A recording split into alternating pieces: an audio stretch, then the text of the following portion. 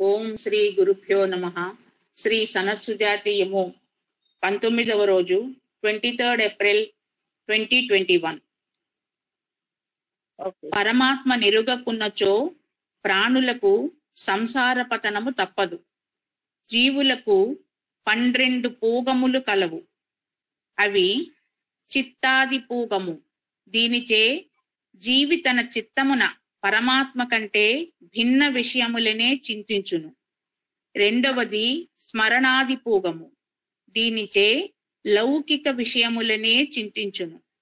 మూడవది శ్రోత్రాది పూగము. దీని వలన ప్రాపంచిక విషయములనే వినును. నాలుగవది శ్రవణాది పూగము. దీని వలన లౌకిక విషయములను వినును, చూచును. ఐదవది వాగాది పూగము. దీని వలన లౌకిక విషయములను గూర్చి మాత్రమే స్తుతించును. ఆరవది వచనాది పూగము. ఇందువలన ప్రాపంచిక విషయములనే మాట్లాడును. ఏడవది శబ్దాది పూగము, అనగా లౌకిక ధ్వనులను ఆనందించును. ఎనిమిదవది ఆకాశపోగము, అనగా నిరామయత్రము. తొమ్మిదవది ప్రాణాది పూగము. అందువలన అన్నమయ ప్రాణాది షట్కోశములందలి విషయాసక్తి ఉండును. పదవది శ్వాసనాది పూగము. దీని వలన జీవి ఆకాశవాయువులనే పీల్చును. 11వది సంస్కార పూగము. దీని వలన ప్రాపంచిక సంస్కారములనే అవలంబించును. 12వది సుకృతాది పూగము. దీని వలన పునర్జన్మాది సుకృతముల నాచరించును. ఈ 12 పూగములలో జీవి అవిద్యానదిలో పడి మునుగుచు తేలుచు జన్మ పరంపరల పొందును. ఇంతవరకు అయింది మేడం.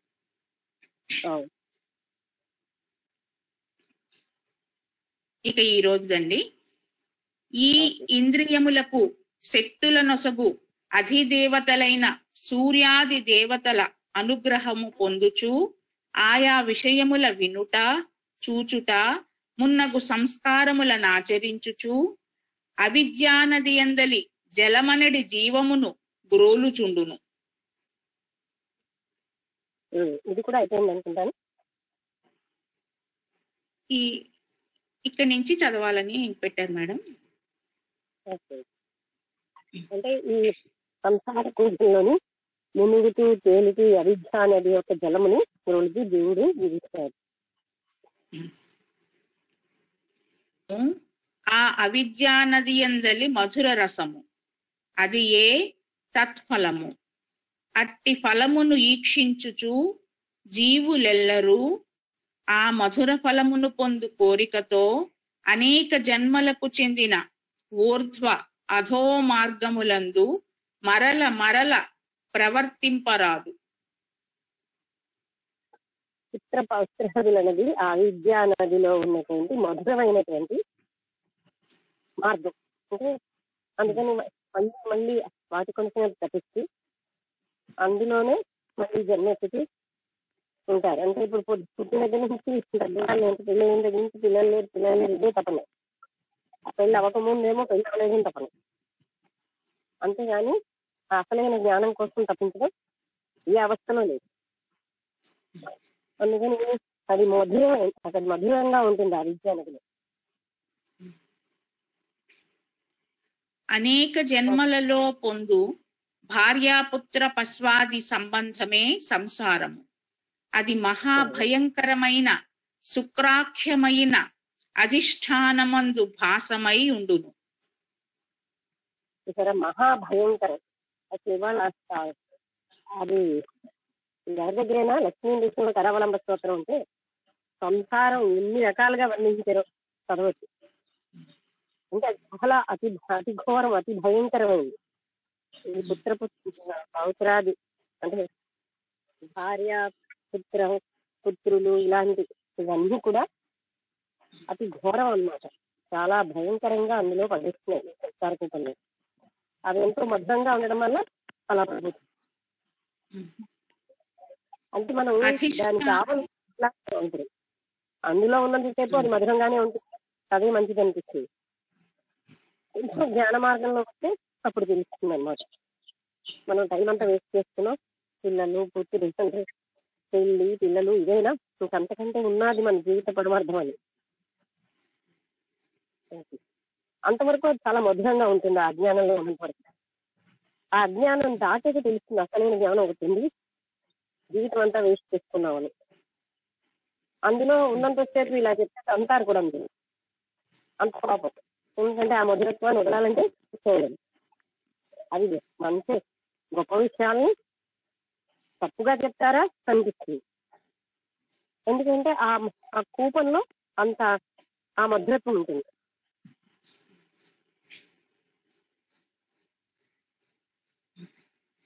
అర్థమైందా? అధిష్టాన అర్థమైంది మేడం. ఓకే. అధిష్టాన దేవతయై జీవులచే సంసార చక్ర భ్రమణమును జయించు ఆ పరమేశ్వరుని యోగులు మాత్రమే దర్శించుచున్నారు. సంసార చక్ర భ్రమణాన్ని చేసినటువంటి ఆ పరమేశ్వరుని యోగులు ఒక్కరే దర్శిస్తారు. ఆ అవిద్యా కూపంలో ఉన్నంత కాలం అవే మధురంగా ఉంటాయి. పరమేశ్వరుని దర్శించాలి అనే తపన కూడా రాదు.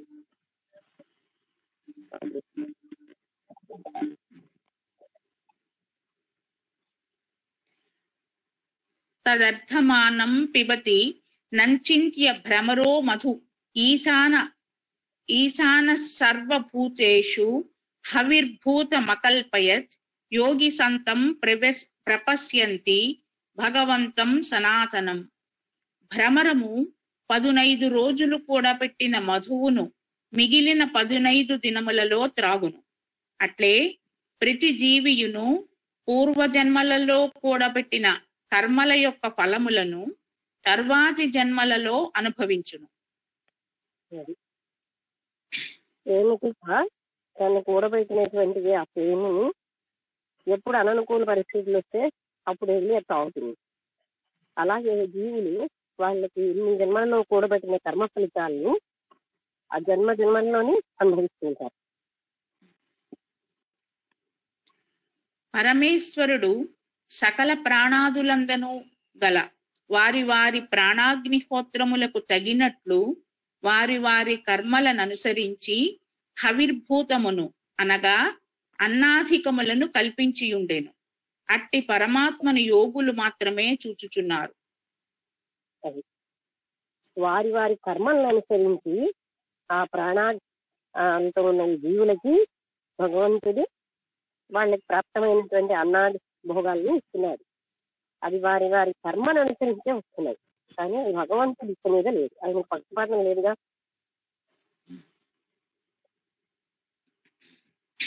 అంటే భోగాలు అనుభవించాలనేది కూడా మనం పాస్ట్ లో చేస్తున్న కర్మల్ని బట్టి.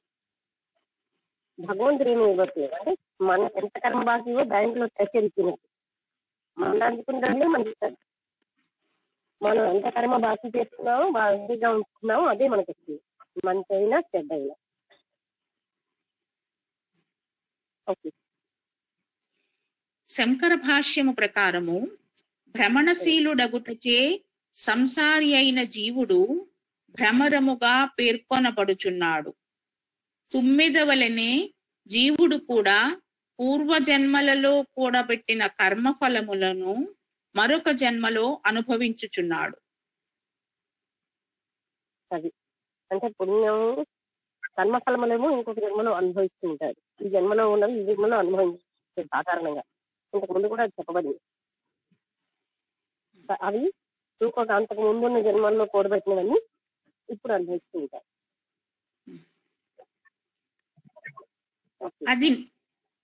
అది నిశ్చయము. ఐహికమైన కర్మల నుండి ఫలసిద్ధి కర్మానంతరమే జరుగును. అంటే ఐహికమైన కర్మల నుంచి దానికి వచ్చిన ఫలితం ఆ కర్మ చేసేకే వస్తుంది. అంటే కర్మ చేయని వాడికి అది ఉండదు. మంచి కర్మ చేసే మంచి ఫలితం, చెడ్డ కర్మ చేసేదని మన ఆలోచనే కర్మ. ఇంకా మంచి ఆలోచన మంచి ఫలితం వస్తుంది. ఆలోచనతో చేసేది కర్మ. మనం ఇక్కడ మళ్ళీ కర్మ అంటే అది మొదలు పెట్టి అది జ్ఞాపకం ఇప్పుడు పెట్టుకోవాలి. అందుకని ఆలోచనతోటి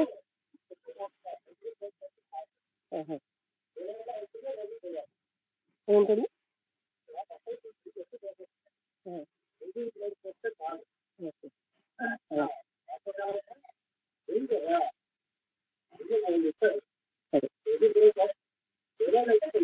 సరే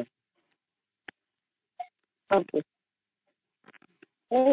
అంటే ఆ కర్మ ఫలితానికి మన స్థితిని బట్టి మనకు ఉన్న దాన్ని బట్టి భగవంతుడు మనకి ఇస్తూ ఉంటారు. ఓకే. ఐహికమైన కర్మల నుండి ఫలసిద్ధి కర్మానంతరమే జరుగును. మరి కర్మ నశించును కదా, ఆముష్మికమైన ఫలము నుండి ఫలసిద్ధి ఎట్లు జరుగును అని శంకింతురేమో. కేవల కర్మ నుండియే ఫలసిద్ధి జరుగునప్పుడు మీరు శంకించిన దోషము సంభవించును. నిజమే కాని కర్మఫలమైన పునర్జన్మను అన్నాదికమును కర్మానుసారముగా పరమేశ్వరుడు ఒసగుచున్నాడు.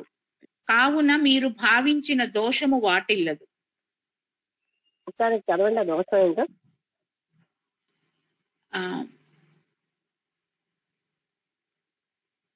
కర్మ నశించును కదా, ఆముష్మికమైన ఫలము నుండి ఫలసిద్ధి ఎట్లు జరుగును అని శంకింతురేమో. అంటే కర్మ అన్నది నశిస్తుంది కదా, ఈ ఐహికమైనటువంటి కర్మల్లోంచి ఫలసిద్ధి ఎలా వస్తుంది అని మీరు సంగ్రహించారేమో. కేవల కర్మ నుండియే ఫలసిద్ధి జరిగినప్పుడు మీరు శంకించిన దోషము సంభవించును. కానీ కర్మఫలమైన పునర్జన్మను అన్నాదికమును కర్మానుసారముగా పరమేశ్వరుడు ఒసగుచున్నాడు. అది అంటే కేవలం కర్మకే ఫలితం లేదు, అది చెప్పాడు కదా. అంటే ఉపదేశారంలో కర్తృరాజ్ఞయ ప్రాప్యతే ఫలము కర్మ గిల్పరం కర్మ తగ్గడం అని చెప్పారు. అంటే ఈశ్వరానుగ్రహంతోనే కర్మ ఫలితం వస్తుందంటే మన ఫలితాలు మనకు ఉంటాయి కానీ ఏ కర్మ అంటే గత జన్మ అన్ని మనం అనుభవించాల్సినవి అవి ఈశ్వరుడు నిర్ణయిస్తున్నాయి.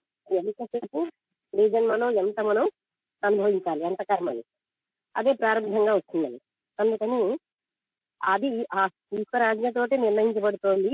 కర్మ మాత్రం ఆయన ఇవ్వడు, మనం చేసుకున్నది. అందుకని అది ఆ ఫలితాలు వస్తాయి. ఇలా డౌట్ చేయడానికి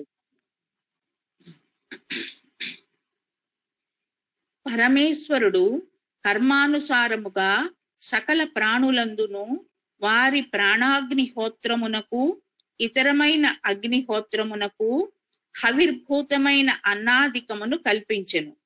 సనాతనుడైన ఇట్టి పరమేశ్వరుని యోగులు మాత్రమే చూచుచున్నారు. కర్మానుసారంగా అవిర్భూతమైనటువంటి అన్నాన్ని ప్రాణులందరికీ ఆయన కల్పించాడు.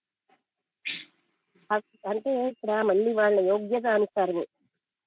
స్వర్గంలోనే శ్రీపాద వల్లభ చరిత్రలో చెప్పారు, స్వర్గంలోనే వాళ్ళకి ఆకలి దప్పులు తగ్గలే. అయితే ఇంతే స్వయంగా వచ్చి వాళ్ళని స్థితించినా నేనేం చేయగలను, నీ కర్మలో లేదు, నువ్వు ఎవరికి దాన ధర్మాలు చేయలేదు, అందుకని నేనేం ఇవ్వలేను అన్నాడు. అందుకని మనం అర్థం చేసుకోవాల్సింది ఏంటంటే మన కర్మానుసారమే భోగభాగ్యాలని దైవం నిర్ణయిస్తూ ఉంటారు. అన్నాది విషయాలను కూడా. ఎందుకంటే మనం అది ఇంకొకరికి ఇస్తేనే మనకు అవి వస్తాయి. మన అర్జునంతా మనం మన కోసం పనిచేస్తే మనకి అలాంటి గతే పడుతుంది. అంటే త్యాగం అన్నది ఉంటేనే ఆ వ్యక్తి తగినటువంటి ఫలితాలు వస్తూ ఉంటాయి. అది తెలియని వాళ్ళు ఇంకొకరికి ఇవ్వకుండా అంటే ఇతరుల పరభావంతో తన ఆర్జన తనకే అని జీవిస్తారు. మరి అటువంటి వాళ్ళకి మరణానంతరం చాలా కష్టగతి వస్తుంది. అర్థమైందా? అందుకని వాళ్ళ కర్మానుసారం జీవం ఇస్తున్నాడు, ఇది యోగులకు మాత్రమే తెలుస్తూ ఉంటుంది అని చెప్తున్నాను.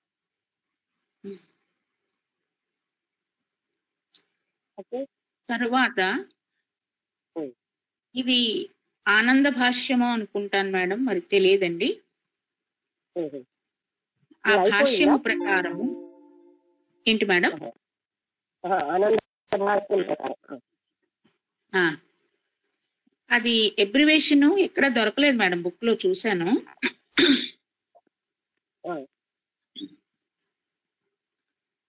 ఆ భా అని ఉందంతే.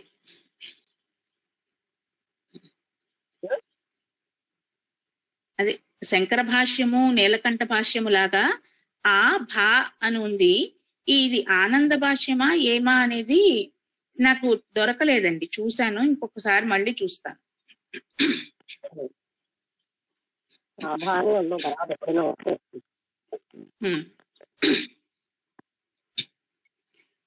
ఆనంద భాష్యము ప్రకారము ఇంతే కాదు, భ్రామం భామం రమతే అను ఉత్పత్తిని అనుసరించి జీవాత్మ దశలో ప్రతి ప్రాణి దేహమున ప్రవేశించి ఆయా కర్మఫలములను అనుసరించి ఆనందించునట్టి క్షేత్రజ్ఞుడే.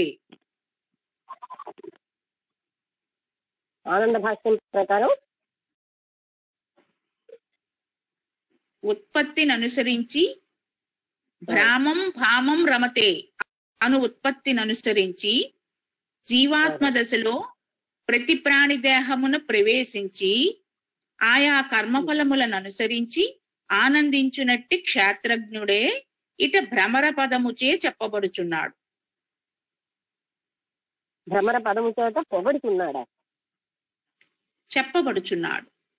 అది అంటే ఆ క్షేత్రజ్ఞుడు నిజంగా చెప్పాలంటే మనం కర్తృత్వ భోక్తృత్వాలు తీసుకుంటున్నాం, కానీ ఆ క్షేత్రజ్ఞుడు అంటే కర్తృత్వ భోక్తృత్వాలు అనుభవించిన వాడే పరమాత్ముడు.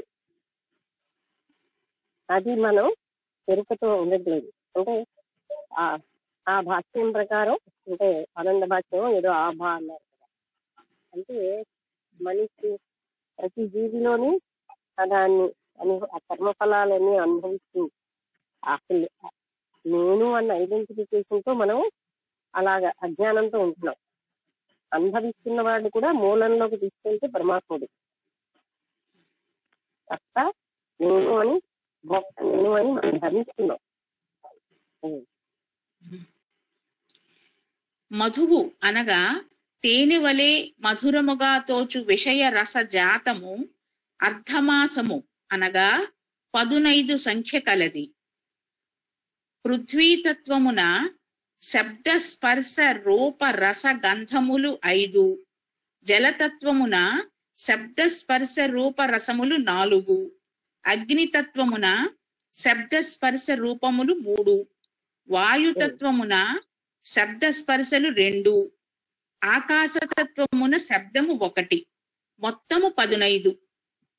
వీనినే క్షేత్రజ్ఞుడు గ్రోలుచున్నాడు. అది క్షేత్రజ్ఞుడు అంటే, క్షేత్రము అంటే శరీరం, క్షేత్రజ్ఞుడు అంటే శరీరంలో ఉన్నటువంటి ఆ పరమాత్మ తత్వం.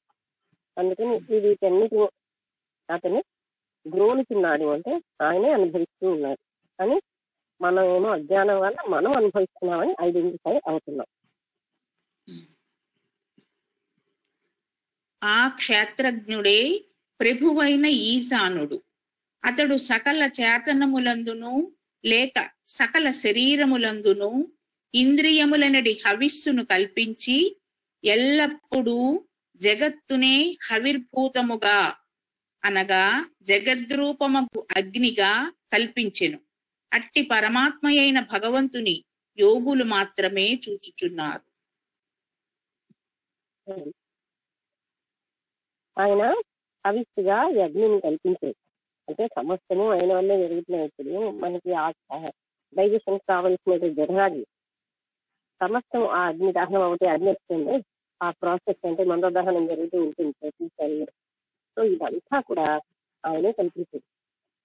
ఆయనే అంటే సమస్త కార్యాలు ఆయన వల్లే జరుగుతున్నాయి. ఆయన యోగులు మాత్రమే దర్శించగలరు. ఓకే, ఒకసారి చదవండి.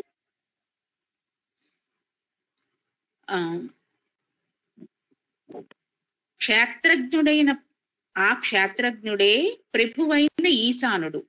అతడు సకల చేతనములందును లేక శరీరములందును ఇంద్రియములనడి హవిస్సును కల్పించి ఎల్లప్పుడూ జగత్తునే హవిర్భూతముగా కల్పించెను.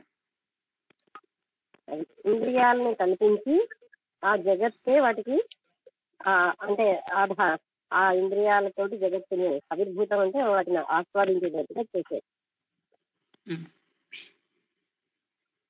అట్టి పరమాత్మ అయిన భగవంతుని యోగులు మాత్రమే చూచుచున్నారు. అటువంటి పరమాత్మ అయిన యోగు ఆ పరమాత్ముని యోగులే చూస్తున్నారు, మిగతా ఎవరు కూడా దర్శించలేదు. అంటే మనం చదివే వరకు పరమాత్మ తత్వం మనలో ఉంది, అదే ఇన్ని చేస్తుంది అనేది మనం ఎప్పుడు కూడా ఫీల్ అవ్వాలి. చదివే కూడా మన సంస్కారాన్ని బట్టి గుర్తుంటుంది. మనకి వాసనలు ఎక్కువగా అశాశ్వతమైన ఇష్టాలతో ఆసక్తిలోనే ఉన్నప్పుడు ఇది అంత వేగంగా మనకి పట్టదు. అంటే ఇక్కడ అసలు చెప్పండి మేడం. అసలైనటువంటి జరుగుతున్నవన్నీ కూడా పరమాత్ముడే చేస్తున్నాడు ఏదో ఒక పేరుతో. అంటే అక్కడ ఏదో ఇక్కడ జఠరాగ్ని అంటారు, ఇంకో దగ్గర హబిస్సు, ఇంకోటి ఏంటో, అంటే అన్ని వేరే పదాలు. కానీ మనం సైంటిఫిక్ గా చూస్తున్నా మనం భోజనం అంటే చేస్తున్నాం, కానీ చాలా విషయాలు మనకి ఏం జరుగుతుందో తెలియదు. ఆ తిన్న ఆహారం ఎలా డైజెస్ట్ చేయాలి, డైజెస్ట్ అయిన ఆహారం ఎలా అగ్నిగా మారి శక్తిగా మారి తనకి రావాలి, అసలు ఏ విధంగా బయటకు పోవాలి, ఇవన్నీ కూడా డిసైడ్ చేస్తున్నారు, జరిపిస్తున్నవాడు ఈశ్వరుడు. అది మనం మర్చిపోయి ప్రతి నిత్యము మనమే కర్తృత్వాభిమానంతో జీవిస్తున్నాం. అందుకని భోక్త కూడా ఈశ్వరుడే, కర్త భోక్త కూడా ఈశ్వరుడు. చెప్పండి ఏంటో మీరు చెప్తున్నారు. ఇక్కడ ఆభా అంటే అగ్నిమిశ్ర భాష్యము అని పెట్టారు మేడం ఆంజనేయమూర్తి గారు. అగ్నిమిశ్ర భాష్యము దీర్ఘం ఉందా? అంటే దీర్ఘం ఉన్నది లేనిది పుస్తకంలో అసలు చాలా సార్లు అర్థం కావట్లేదు మేడం, బహుశా లేదనుకుంటాను. అందుకని ఆ భా అంటే అగ్నిమిశ్ర భాష్యము. సరే, ఏదైనా మనకు ఏది రాదు.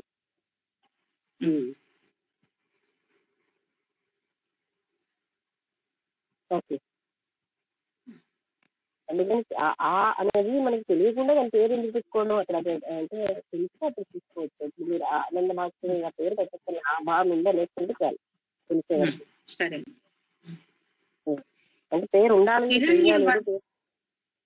పేరు పెట్టేయాలని లేదు కదా, తెలియనట్టుగా ఉంటేనే మంచిది. హిరణ్యవర్ణమశ్వత్థ మభి పద్యహ్య పక్షకాః త్రేతత్ర పక్షిణో భూత్వా ప్రపతంతి యథాదిశం యోగినస్తం ప్రపద్యంతే భగవంతం సనాతనం. అశ్వత్థ వృక్షము జీవరూపము, దానికి గల వర్ణములు అనగా ఆకులు వేదములు. ఆ ఆకులు హితమైనవి రమణీయమైనవి కావున హిరణ్యములాయను.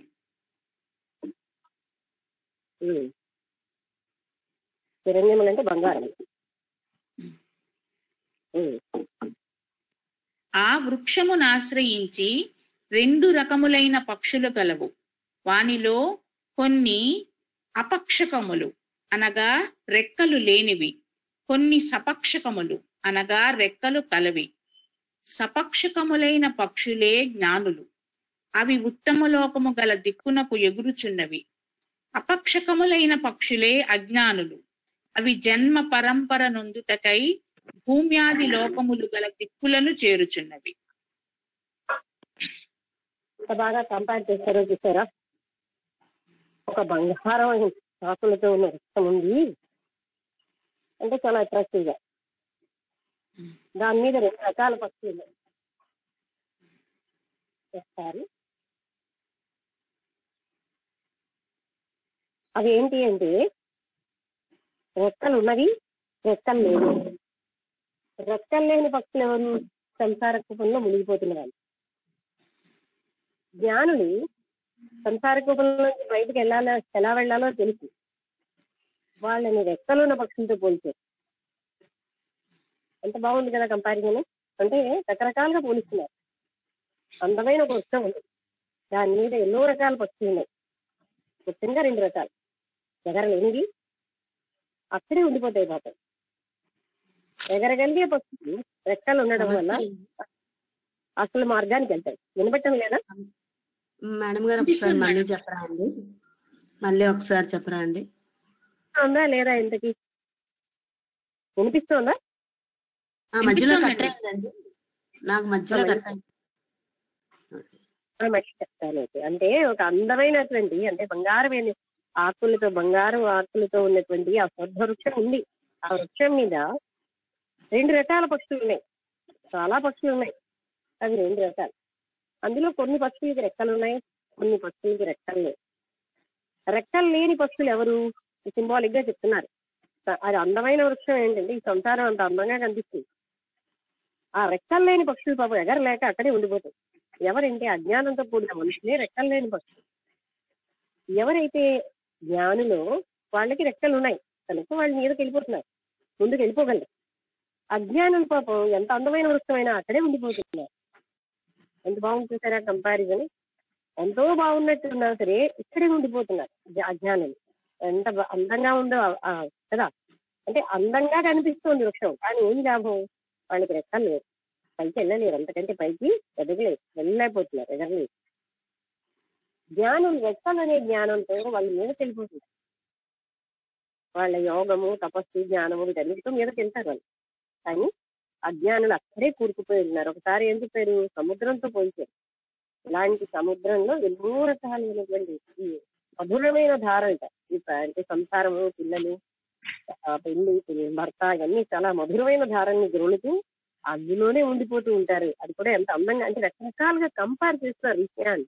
అది మనం గ్రహించాలి. అది ఎంత అందంగా చెప్తున్నారంటే అది నిజమే, ఎంతో మధురంగా అనిపిస్తుంది. అది ఆ టైంలో సంసార సుఖం కంటే మరో సుఖమే లేదని. అందుకే వీళ్ళందరూ పెళ్లి చేస్తూ సుఖం ఉంటుంది అంటారు. ఏంటో సుఖాలు వాళ్ళు పొందుతున్నారంటే ఎవరికి ఏమీ లేవు. నేను ఒక్కరిని అడుగుతూ ఉండేదాన్ని, సరే చెప్పండి, మీరు సుఖాన్ని పొందేరా? ఈ సుఖం మీకు ఇస్తుందా? ఎందుకు చేసుకున్నారా? పొందేరా? లేదనే. అయినా ఎందుకు చేసుకోమంటారంటే అంతే. అంటే ఏ సుఖాల్లోని అసలు మనకి సాంసారిక సుఖాల్లో సుఖమే లేదు. అది సుఖం అని ఎందుకు అనుకుంటున్నామంటే దాంట్లో ఉన్న బాధని మర్చిపోయి అదే సుఖం. మళ్ళీ బాధ వస్తుంటే మళ్ళీ మనం అలాగే దాన్ని అప్పుడు భరించలేక అయ్యో ఇది బాధగా ఉందా ఆ తాత్కాలికంగా ఎవరైనా తెలుసు సుఖాన వైరాగ్యంగా అనుకుంటాం. మళ్ళీ సుఖం అందులోనే ఉందని తప్పిస్తూ ఉంటారు. అది వాళ్ళు అందుకే మునుగుతూ తేలుతూ అక్కడే ఉంటారన్నారు. అది ఎంత మంచి కంపారిజన్ తేలి. అదే నీళ్ళలో మునుగుతూ తేలుతూ అక్కడే ఉండిపోతారు. ఎవరో కొంతమంది జ్ఞానులు మాత్రమే అందులోంచి బయటకు వెళ్ళిపోతారు. ఇప్పుడు ఏం చెప్తున్నారు? అందమైన వృక్షంతో పోల్చారు సంసారం. ఎంత అందంగా ఉంటుంది, ఎంత మధురంగా ఉంటుందో, కానీ ఆ రెక్కలు లేని పక్షుల్లాగా ఎప్పుడు ఇక్కడే ఉండిపోతుంటారు అజ్ఞానం వల్ల. ఆ అందం కూడా ఏమిటి? బంగారం ఆకులు అయితే మాత్రం లాభం ఏమిటి? తినడానికి యోగ్యం కాదు. పోల్చడం కూడా ఎంత బాగా ఉందో చూడండి. చూడడానికి ఎంత అందంగా కనిపిస్తున్నా అది ఏమీ కూడా అక్కడ మనకి ఉపయోగం లేదు. అందుకే సంసార కోపం ఎంతో ఆనందంగా, మోహంతో మనకి చాలా బాగుంటుంది. కానీ అది అనుభవించిన తర్వాత దాంట్లో దోషాలే ఉంటాయి. అంటే అందులో మనకి పూర్తి ఆనందం కానీ ఏమి రావు. అందుకని 2 రకాలుగా చాలా చక్కగా పోల్చారు. అర్థమైందా? ఇప్పుడు వినబడిందా? హలో అమ్మా, నమస్తే అమ్మా. చాలా బాగా వినిపించింది. అదే ఇప్పుడు మనకి పంచభూత తత్వాల్లో చెప్తుంటారు రసగంధ ఇవన్నీ, శబ్ద రసగంధ ఇవన్నీ చెప్తున్నారు కదా. అందులోంచి అంటే నాకు అనిపించింది చెప్తున్నానమ్మా. ఈ రసాస్వాదనం ఎలాగుందంటే పద్మంలో దూరిన తుమ్మెద రసాన్ని మధువును గ్రోలుతూ అలాగుంటుంది, బయటికి రాలేకుండా. ఆ సాయంత్రం అయ్యేసరికి ఆ పద్మం మూసుకుపోయాక అది మరి వెళ్లే స్థితి లేకుండా అందులోనే మగ్గిపోయి అలాగా నశించిపోతుంది. అలాంటిదే తయారైంది పరిస్థితులు. అలాగ అనిపించింది. ఉదాహరణలతోటి మనకి చూపిస్తున్నారు. ఎంతో అందంగా కనిపించిన ఇది ఎంత అంటే మనకి తెలిసిన అదేంటి మనం ఎప్పుడు ఆలోచించుకుంటుంది. ఎంతో తీసి ఉండిపోతున్నాం. అది మనకి ఎలా అందరినీ ఆ కోపంలో దింపేస్తాం. మనకి తృప్తి రాదు. అదే ఏదో పరమార్థం. ఎందుకంటే మనకు తెలిసిన పరమార్థాలు మరి లేవు. అవునమ్మా. బాధలు పడ్డా అదే పరమార్థం. బాగా సనత్ సుజాయతీలు వారు మనకి బోధపడుతున్నారు చూసారు. విజ్ఞానం ఎంత అక్కడ మనకి అది చాలా అంటే ఏమంటారు, ఆకర్షణీయంగా ఉంటుంది, మధురంగా ఉంటుంది. కానీ మనకి అన్ని ఇబ్బందులు అంటే ఎక్కడ పడితే అక్కడ కూర్చుంటున్నాం, పనిచేయడం చేత కాదు. అది కోపం ఘోరం అగాధము అన్నారు నమస్కారం. అతి ఘోరం అగాధం. అగాధం అంటే ఏంటి? బయటపడ్డ గొడవ చేస్తాం.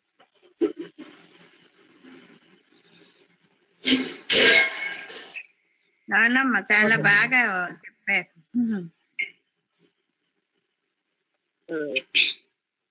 అప్పుడు లక్ష్మీవలంబస్తోత్రంలో ఈ సంసారం ఎంత కఠినంగా ఒక్కొక్క పద్యంలోని దాన్ని వర్ణిస్తుంటారు, ఒక్కొక్క అడ్జెక్టివ్ తోని.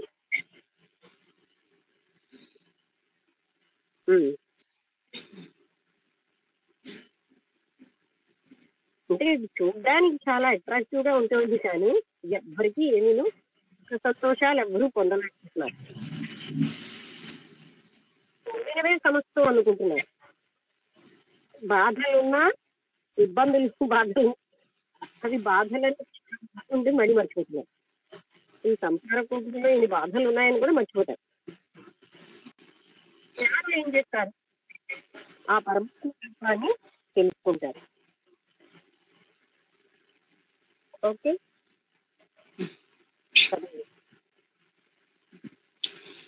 శంకర భాష్యమునందు ఈ రకముగా చెప్పబడినది. చందాం సియస్య పర్ణాని అనగా జీవరూపమైన అశ్వత్థ వృక్షమునకు వేదములే పర్ణములు. ఆ యాకులు హితమైనవిగా రమణీయముగా నున్నవి. ఆ వృక్షమునధిరోహించి 2 రకములైన పక్షులున్నవి. అవి వేద సంబంధము గల బ్రాహ్మణాది దేహముల పొందియున్నవి. వానిలో కొన్నింటికి రెక్కలున్నవి, కొన్నింటికి రెక్కలు లేవు.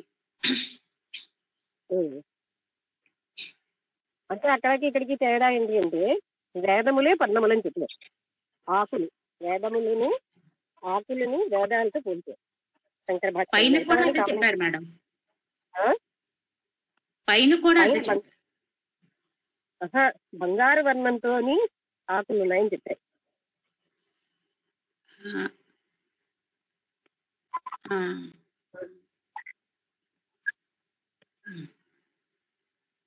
Okay okay. ఏ వై విద్వాంసస్తే పక్షినో ఏ విద్వాంసస్తే అపక్షకాః. జ్ఞానము గలవి సపక్షకములు, జ్ఞానము లేనివి అపక్షకములు. అవి ఏ మధువును గ్రోలుచూ పరిభ్రమించుచున్నవి. జ్ఞానులైన పక్షులు ముక్తిని పొందుచున్నవి. అవి మాత్రమే అనగా వారు మాత్రమే సనాతనుడైన భగవంతుని పొందుచున్నారు. అజ్ఞానులైన పక్షులకు ముక్తి లేదు. అంటే ఎవరికైతే ఏ పక్షులకైతే రెక్కలు ఉన్నాయో వాళ్ళే జ్ఞానాన్ని పొంది ముక్తిని పొందుతున్నారు. అజ్ఞానులు అంటే రెక్కలు లేని పక్షులు ఎగరలేక అవి ముక్తిని పొందలేకపోతున్నాయి. పూర్ణామ్యద్ధరంతి మేడం. అంటే కంపారిజన్ చాలా బాగా చేశారనమాట. అంటే అన్ని ఉన్నాయి కానీ రెక్కలు అంటే జ్ఞానం, అది లేకపోవడంతో కూలిపోతున్నారు. అది కంపారిజన్ చాలా బాగుంది. అది అంటే ఎంతో రమ్యంగా ఫీల్ అవుతూ ఇక్కడే ఉండిపోతున్నారు. జ్ఞానం యొక్క గొప్పతనం చూపించారు. అది పైకి వెళ్ళడానికి దోహదం చేస్తుంది. జ్ఞానం మీద ఆసక్తి కూడా మామూలుగా రాదు. ఓకే. పూర్ణాత్ పూర్ణామ్యద్ధరంతి పూర్ణాత్ పూర్ణాని చక్రిరే హరంతి పూర్ణాత్ పూర్ణాని పూర్ణమేవా వశిష్యతే యోగినస్థం ప్రశస్యంతి భగవంతం సనాతనం. పూర్ణమైన పరబ్రహ్మము నుండి జీవుడు ఈశ్వరుడు అను ఇద్దరు ఉద్ధరింపబడిరి. జీవుడు ప్రకృతి రూపుడు, ఈశ్వరుడు భగవదధిష్టానము. సరే, పూర్ణమైనటువంటి ఆ పరమాత్మ నుంచి ఈశ్వరుడు జీవుడు ఇద్దరు కూడా వచ్చారు. జీవుడు ప్రకృతి రూపం, ఈశ్వరుడు భగవద్ అంటే ఆధీనం, అంటే భగవంతుడి స్వరూపం ఉన్నారు. ఈశ్వరుడు జగదధిష్టానం అని ఇచ్చారు మేడం. అది జగత్ అంతటికి అధిష్టానంగా ఉన్నవాడు ఈశ్వరుడు. అంటే మనం ఎలాగైనా చెప్పొచ్చు, ఆయన జగత్తు అధీనుడు, సర్వస్వం అయిన వాడు, సమస్తానికి ఆధారమైన వాడు కదా ఈశ్వరుడు. వీరిరువురు పూర్ణముగా ఉండి వెలువడి దాని అంశలుగా ఉండిది కావున పూర్ణులైది. పూర్ణమైన పరమాత్మ నుండియే ప్రాణాదులు తయారు చేయబడినవి కాన ప్రాణాదులను పూర్ణమే. పూర్ణమైన పరమాత్మ నుంచే ప్రాణాదులు కూడా తయారు చేయబడి. రెండోది, వీళ్ళిద్దరూ పూర్ణులే కానీ అజ్ఞానంతో జీవుడిగా ఉండిపోతున్నారు. ఈ పూర్ణత్వమే సమస్తమైనటువంటి ఆ పూర్ణమైన పరమాత్మ నుంచి సమస్తం ఉద్భవిస్తుంది. అందుకే ఆ పూర్ణత్వాన్ని దేవుడు జోడించిన పూర్ణంగా ఉంటుంది, దేవుడు తీసుకొచ్చిన అది పూర్ణంగా ఉంటుంది. ఓకే, పూర్ణమైన పరబ్రహ్మము వల్లనే పూర్ణములైన జీవేశ్వరులను ప్రాణాదులను ప్రళయమున ఉపసంహరింపబడుచున్నవి. అది ఆ ప్రళయం వచ్చినప్పుడు ఉపసంహరించబడ్డం అంటే అది విలీనం అయిపోవడం కూడా ఆ పూర్ణమైనటువంటి ఆ పరబ్రహ్మ తత్వం వల్లనే, అతనిలోకే విలీనం అయిపోతే అతని వల్లనే జరుగుతుంది. అందుకే నీకే గురించి అనే పద్యం మొత్తం అంతకు తీసుకుని చెప్పిస్తాను. అంటే అతనిలోకే ఉద్భవించి మళ్ళీ అతనిలోనే కలుస్తుంది. అప్పుడు పూర్ణమైన పరబ్రహ్మమే మిగులును. అట్టి పూర్ణాత్మను యోగులు చూచుచున్నారు.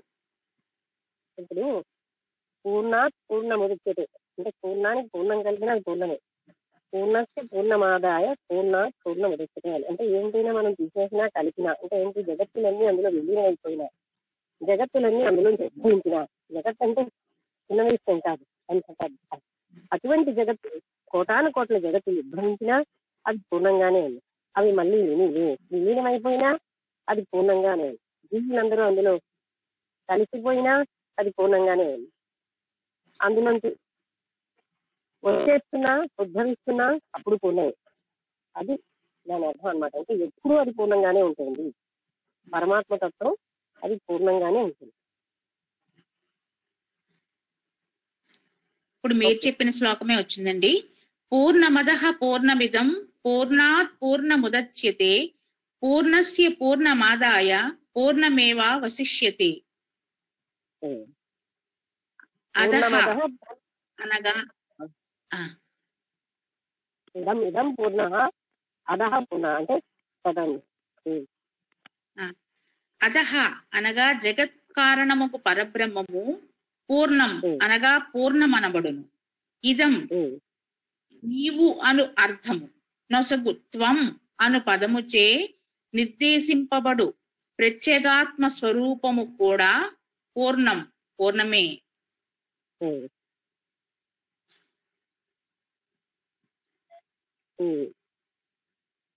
ప్రత్యేక్ ప్లస్ ఆత్మ, ప్రత్యేగాత్మ అనగా నది నుండి వెలువడిన ప్రవాహము వలె స్వస్వభావమై జీవరూపమున వెలువడిన వస్తువు పరమాత్మ తన 3 పాదములతో ఊర్ధ్వమున అధిష్ఠించి 4వ పాదమును ప్రకృతి రూపమున బ్రహ్మాండమును ప్రతిష్ఠించెను.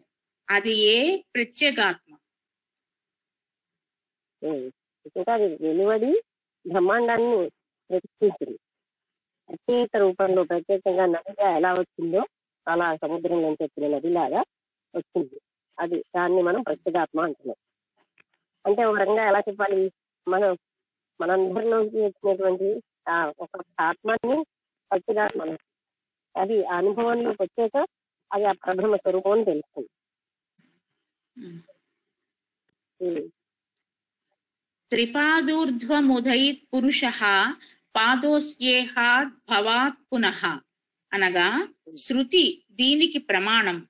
తత్ ప్లస్ త్వం అను పదార్థములు పూర్ణములెట్లగును అను శంకకు సమాధానము అవిచ్ఛిన్నమై అఖండమైన పూర్ణమైన పరబ్రహ్మమే జీవుడు ఈశ్వరుడు అను రూపములతో రెండుగా వెలువడెను.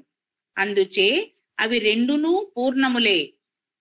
తత్ ప్లస్ త్వం అనడి ఆత్మతో నున్నట్టియు పూర్ణుడకు పరబ్రహ్మము యొక్క పరిపూర్ణమును స్వీకరించి తత్వం అనేది రెండు పదార్థముల యొక్క శోధనము గావించబడెను. అది ఏ పూర్ణమై ఉన్నది. కావున పూర్ణమేవా వశిష్యతే. మీకు బోధపడిస్తాను అంటే ఇది ఆ పరబ్రహ్మ తత్వం నుంచి జగత్తు ఉద్భవించింది. అంటే ఈ మనలో ఉన్నటువంటి ఆత్మతత్వం అదే, అంటే దానికి వేరుగా చెప్తున్నారు. జీవుల్లో ఉన్నటువంటి ఆత్మ అదే విధంగా ఈ మొత్తం జగత్తులో ఉన్నది కూడా ఆ పరబ్రహ్మ స్వరూపమే.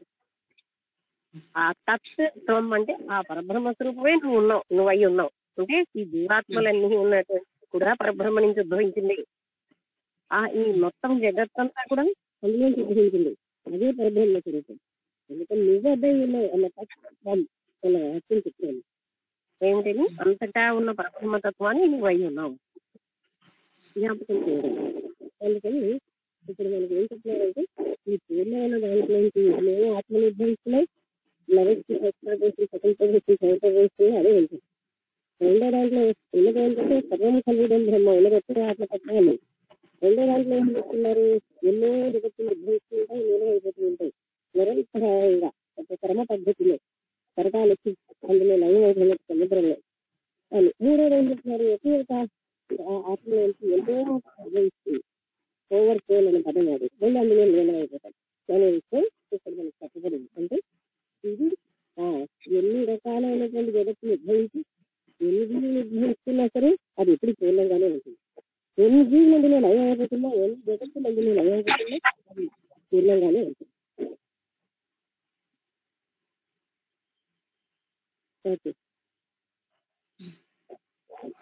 తస్మాద్వైవాయురాయ తస్తస్మిం ప్రయత సదా తస్మాదగ్నిశ్చ సోమశ్చ తస్మిం చ ప్రాణ అతతః. ఆ పరమాత్మ నుండియే వాయువు అగ్ని సోముడును ఉద్భవిల్లినవి. ఆ పరమాత్మ తత్వం అంటే వాయువు అగ్ని సోముడు ఎందుకంటే చంద్రుడు ఇవన్నీ ఉద్భవించి వాని నుండి ప్రాణులకు ప్రాణములు దేహేంద్రియాదులు లభించినవి. వీటన్నిటి నుంచి ప్రాణులకు ప్రాణములు దేహాలు ఇంద్రియాలు ఇవన్నీ కూడా మొత్తం పంచభూతాల నుంచి వచ్చాయి. మహాప్రళయమున ప్రాణాదులు వాయుర్వగ్ని సోములందు లీనమగును. అది ప్రళయ కాలంలో వాయువు అగ్ని సోముడు ఇందులో లీనం అయిపోతాయి మహాప్రాణాలని. వారు పరమాత్మ యందు లీనమగుదురు అను విషయమును యోగులు తెలుసుకుందురు. అంటే ఫైనల్గా అందరం కూడా పరమాత్మ లీనం అవుతామన్న విషయాన్ని యోగులు తెలుసుకుంటారు. అంటే అంతవరకు జన్మలు తప్ప ఆ జ్ఞానం వచ్చే వరకు పునరభిమరణం తిరిగి తిరిగి జన్మాలైతే సంపూర్ణ జ్ఞానం వచ్చినప్పుడు మాత్రమే పరమాత్మలో లీనం అయిపోతుంటారు. సర్వమేవ తతో విద్యాత్ తద్వక్తుం నశక్నుమః యోగినస్తం ప్రపద్యంతే భగవంతం సనాతనం. నీలకంఠ భాష్యము ప్లస్ అగ్నిమిశ్ర భాష్యము ప్రకారము ఇక్కడ ఫుల్ ఫామ్ ఇచ్చారు మేడం.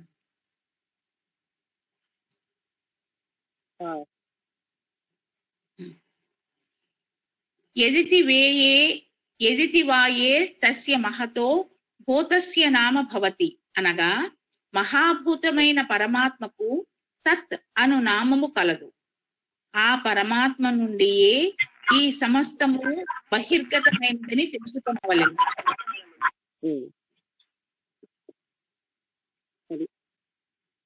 అదే చెప్తున్నారు. అతత్ అంటే పరమాత్మ తత్వం, అందులోంచి సమస్తను ఉద్భవించే సమస్త లోకాలు జగత్తులు ప్రాణి మనుషులు భూతం అంటే సమస్త భూతములు కూడా పరమాత్మ నుంచి ఉద్భవించాయి. ఒక మనిషిలో సమస్త జీవులు. ఆ పరమాత్మయు వాచామ గోచరుడు. అతని మహిమ కార్యానుమేయమే కాని ఇట్టిదని తెలుసుకొనలేము. సరే, ఆయన వాక్కు అగోచరుడు, వాక్కుతో అతన్ని మనం చెప్పలేము, వర్ణించలేము. ఆయన ఇలా ఉంటాడు అని ఎవరు కూడా మనం ఆయన యొక్క పనులే అంటే వల్లే గాని ఆయనని మాత్రం అనుకోవట్లేదు.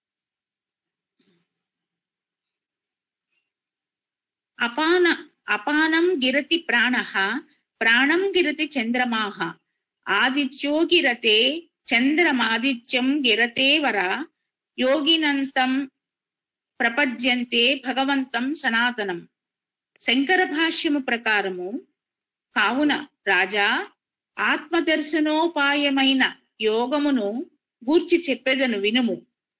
మనస్సునకు చంద్రుడు అధిదేవత యగుటచే మనస్సు చంద్రమ శబ్దముచే చెప్పబడుచున్నది. బుద్ధికి సూర్యుడు అధిదేవత యగుటచే ఆదిత్య శబ్దముచే బుద్ధి చెప్పబడుచున్నది. సమాధి వేళలో అపానవాయువు ప్రాణవాయువులో లీనమగును. ప్రాణము చంద్రుని యందు మనస్సు నందు లీనమగును.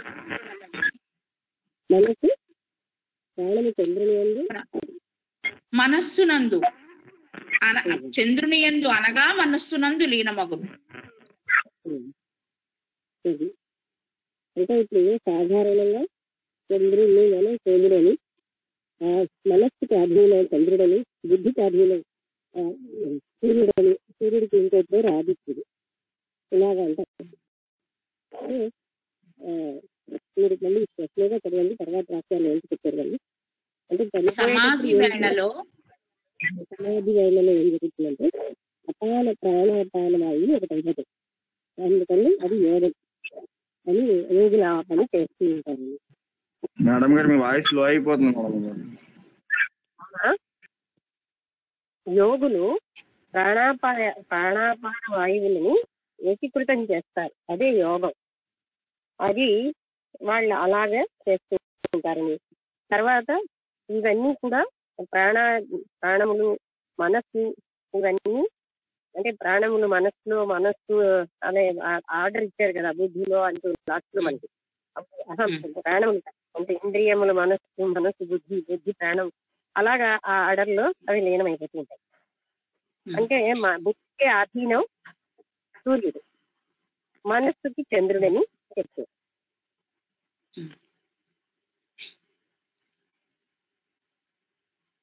సమాధి వేళలో అపానవాయువు ప్రాణవాయువులో లీనమగును.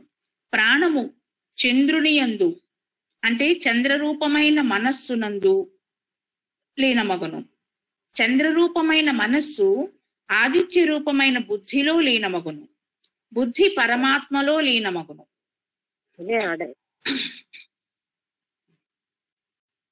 మనస్సు బుద్ధిలో, బుద్ధి ప్రాణములో, అది పరమాత్మలో లీనమవుతుంది ఫైనల్గా. అందుచే సమాధ్యవస్థలో ఉన్న యోగి స్వాభావికమైన చిత్ సదానందాద్వితీయమైన బ్రహ్మమై ఉండును. ఇది ఏ యోగము. అంటే సమాధి స్థితిలో ఉన్న యోగి బ్రహ్మంతో సమానంగా ఉంటాడు. బ్రహ్మాన్ని తెలుసుకున్నవాడే బ్రహ్మం, ఎందుకని ఆయన బ్రహ్మ స్వరూపుడై ఉంటాడు.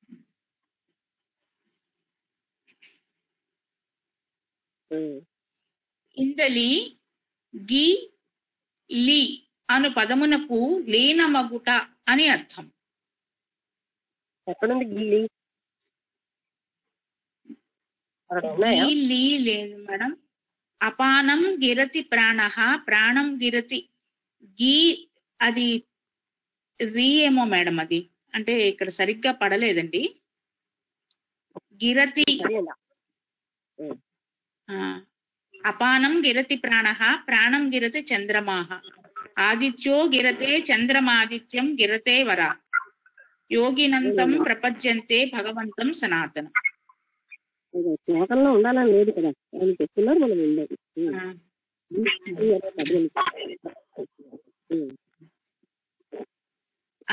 గిరతి అనేది అనుకుంటాను మేడం. ఎందుకంటే అతను ప్రత్యేకంగా వాటికి చెప్తున్నారు కదా, శ్లోకంలో నేను లేదు కదా, నుంచి తీసుకుని చెప్పచ్చు. ఇక్కడ ఇందలి గిరతి అది రా పడలేదు అనుకుంటాను మేడం. గిరతి అన్న పదమునకు లీనమగుట అని అర్థం. గిరతి అయితే లీనమగడం. అదే మధ్యలో అసలు అక్షరం లేదండి ప్రింట్ లో. అలా అయితే రైతు గిరతి అన్న పదానికి లీనమవడం అని అర్థం. మేడం 7:22 అయిందండి, ఆపమంటారా? పెద్ద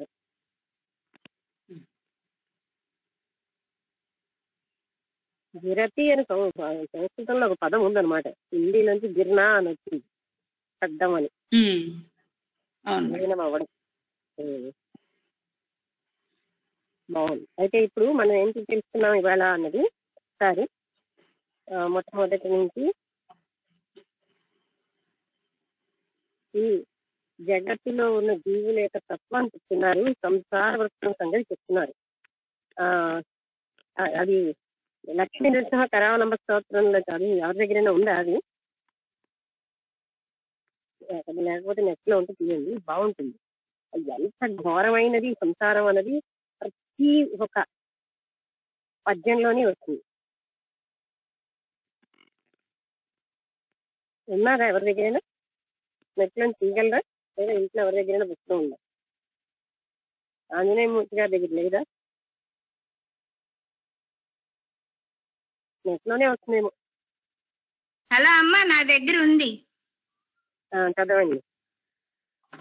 చదవడం కదా, చదవండి. ఇంతలాగా అన్ని ఒక పద్యంలో చదువుతారా వర్ధిని గారు? సిగ్నల్ ప్రాబ్లమా? మ్యూట్ చేశారా ఏంటి? మ్యూట్ చేసి చదువుతాను. ఓకే, మామూలుగా చదవండి, ఏం పర్వాలేదు, ఎలా వస్తే అలాగే.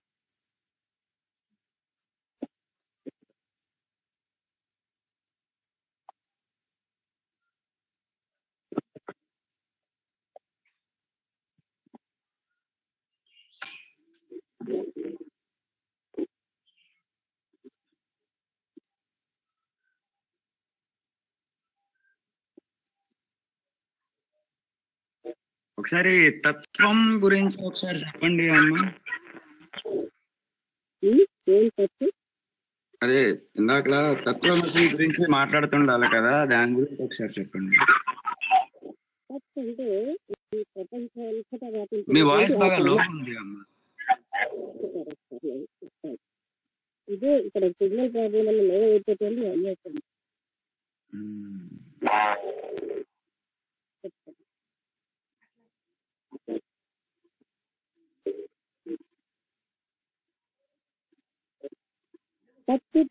చదవమంటారా మేడం? లక్ష్మీ నరసింహ కరావలంబ స్తోత్రం. ఒక్కసారి ఇది చెప్పేసాక చదవండి. వినిపిస్తేనా? ఇప్పుడు వినిపిస్తేనా? ఫస్ట్ అంటే సమస్తము వ్యాపించి ఉన్న జగత్తంతా అన్ని వ్యాపించినటువంటి ఆ పరమాత్మ తత్వమే సత్. అంటే నాకు బహిర్గతంగా మనం అంతా ఉన్నటువంటి ఆ పరమాత్మ తత్వం. రెండుగా చెప్పారు. ఒకటి జీవులలో ఉన్న పరమాత్మ తత్వం, జగత్తులంతా వ్యాపించినది. ఆ జగత్తంతా వ్యాపించినటువంటి ఆ పరమాత్మ తత్వం మీరై ఉన్నాయి. అంటే అవి ఉన్నాయి. అంతటా వ్యాపించిన పరమాత్మ తత్వం మీరై ఉన్నాయి అని దాని అర్థం. ఓకే, ఆ తత్వం అంటే బహిర్గతంగా భగవతత్వం అంటే బహిర్గతమైన భగవతత్వం.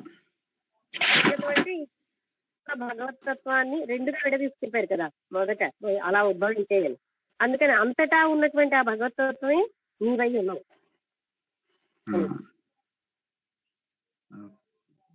అంటే అది ఓకే. ఇప్పుడు ఎవరు చదువుతారు? పవన్ కుమార్ గారు చదువుతారా, వర్ధిని గారు?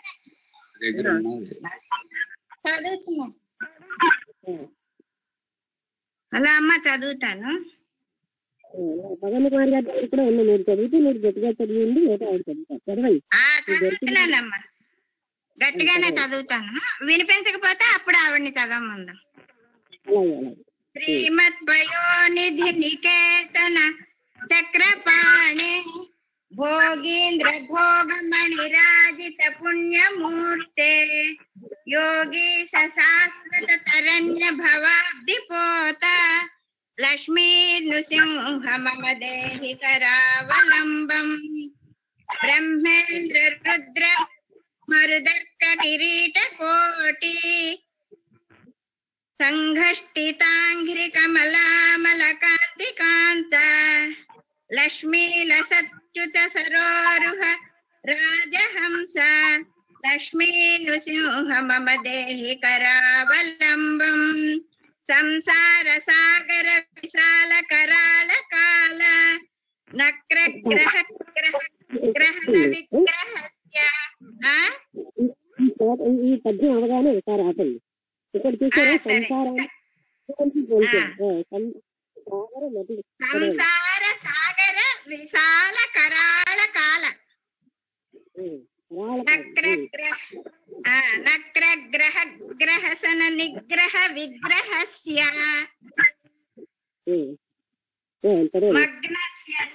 మగ్నస్య రాగ లసదూర్మి నిపీడితస్య లక్ష్మీ నృసింహ మమ దేహి కరావలంబం. అన్నిట్లో ఎలా దేనితో పోల్చారు అక్కడే తీసుకుంటాను, ప్రతి ఒక్కదానికి నేను చెప్పట్లేదు. తర్వాత చదువుతున్నా. ఆర్తస్య మత్సర నిదాఘ నిపీడితస్య సంసార ఘోర గహనే చరితో మురారే. ఘోర గహనం, గహనం అంటే చాలా ఘోరమైనది. అంటే సంసారం ఎలా ఎలా పొందుతారు అంటే నేను కాన్సన్ట్రేట్ చేస్తున్నాను. ఓకే. మారోగ్ర భీకర మృగ ప్రపర్ధితస్య భీకర అంటే భయంకరం, మృగాలతో కూడుకున్న ఉంటుంది అనమాట ఈ సంసారం.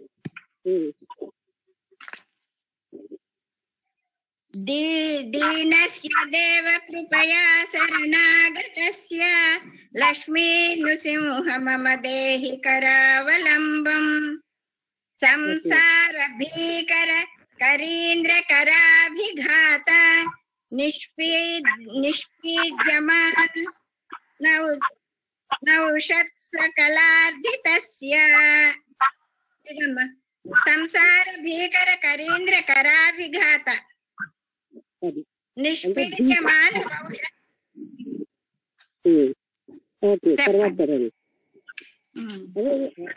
భీకరమైనది అక్కడ బాగా బాధలతో ఉంటుంది అని చెప్తున్నారు.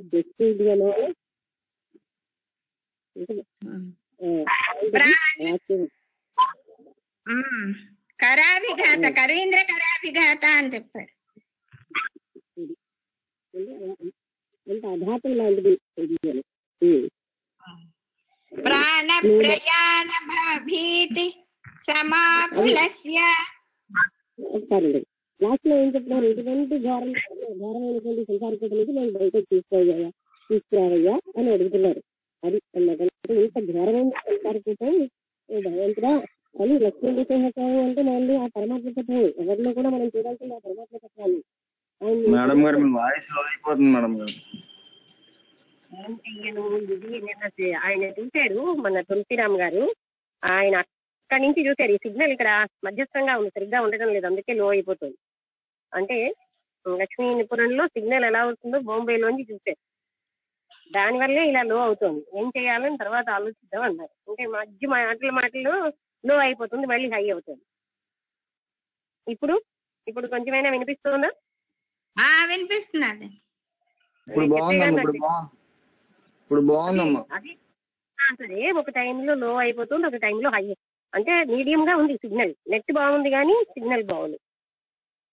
అంటే ఇది ఎంతో ఘోరమైనది. అన్ని లాస్ట్ లో ఏమిటి చెప్తున్నారు ప్రతి పద్యానికి?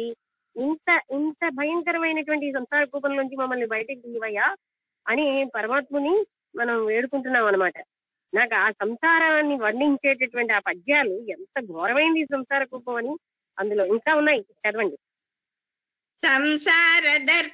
సంసార సర్ప విషదష్ట భయోగ్ర తీవ్ర దంష్ట్రాకరాళ విషదగ్ధ వినష్ట మూర్తి. అలాగా స్పష్టంగా చదవండి. ఇప్పుడు ఏంటంటే విషపూరితమైనటువంటి దంష్ట్రాకరాళం అంటే వాటికేమో పాములకి ఉంటుంది కదా, దాన్ని ఏమంటారంటే దేంతో పొడుస్తాయి, అలాంటి కోరలు, అంత విషపూరితమైనటువంటి కోరలతో ఉన్నటువంటి సర్పాలతో ఉంది ఈ సంసారం. ఎక్కడ పడితే అక్కడ విషపూరిత కోరలతో ఉన్న సర్పాలు నిండి ఉన్నాయి, ఎక్కడైనా కాటేయడానికి రెడీగా. ఓకే. నాగారి వాహన సుధాబ్ధి నివాస సౌరే లక్ష్మీ నృసింహ మమ దేహి కరావలంబం. సరే, లాస్ట్ లో లక్ష్మీ నృసింహ మమ దేహి కరావలంబం అంటే నాకు కొంచెం మాకు ఇందులోంచి బయటకు తీసుకొచ్చేటటువంటి ఆ అవకాశాన్ని నువ్వు పట్టుకుని మమ్మల్ని బయటకు తీసుకురా. అలాంటి సంసారంలో మునిగిపోయి ఉన్నాం. ఎక్కడ పడితే అక్కడ ఎంత గట్టిగా చూసారా, దంసాకరాళం అంటే చాలా పెద్ద కోరలతో విషపూరితంగా ఉన్నటువంటి సర్పాలు, పెద్ద పెద్ద సర్పాలతో కూడింది ఈ ప్రపంచం, ఈ సంసారం. తర్వాత చదవండి. సంసార జాలపతితస్య జగన్నివాస సర్వేంద్రియార్థబడిశస్థజశాత్మవశ్చ. జాలం అంటే ఏంటంటే నెట్. ఎక్కడ పడితే అక్కడ ఇంద్రియాలు ఆకర్షించమైపోయి మనం ఏమో నెట్ లో అంటే ఏంటి, నెట్ అంటే వలలో పడిపోయిన చేపల్లో ఉండిపోయాం. ఇక్కడే ఈ ఇంద్రియ ఆకర్షణలోని కూడిపోయాం. అటువంటి కూడిపోయిన మమ్మల్ని నువ్వు బయటికి తీయవయ్యా అని అడుగుతున్నావు.